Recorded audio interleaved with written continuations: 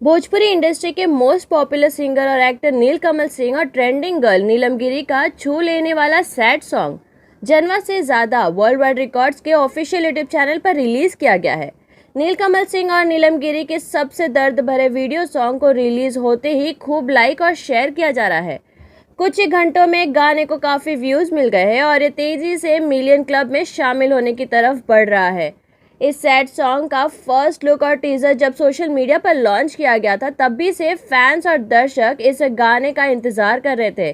गाना रिलीज होते ही सभी ने हाथों हाथ उठा लिया है। वर्ल्ड वाइड रिकॉर्ड्स प्रस्तुत इस गाने में नीलकमल सिंह और ट्रेंडिंग गर्ल नीलम गिरी की एक प्यारी सी लव स्टोरी दिखाई गई है। वीडियो में नीलम गिरी नीलकमल की पत्नी के रोल में है। एक सड़क हादसे में दोनों की जिंदगी प्रभावित होती है।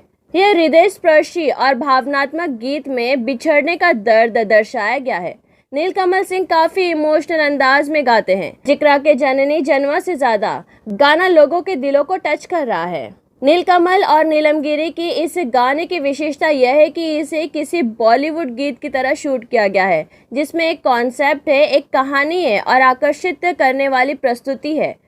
इस दर्द भरे गीत को नीलकमल सिंह ने अपनी खास शैली में गाया है। इसे बलिराम विधाता ने लिखा है, संगीत से आशीष वर्मा ने सजाया है। वीडियो का निर्देशन रवि पंडित ने किया है, वहीं इसके कोरियोग्राफर ऋतिक है।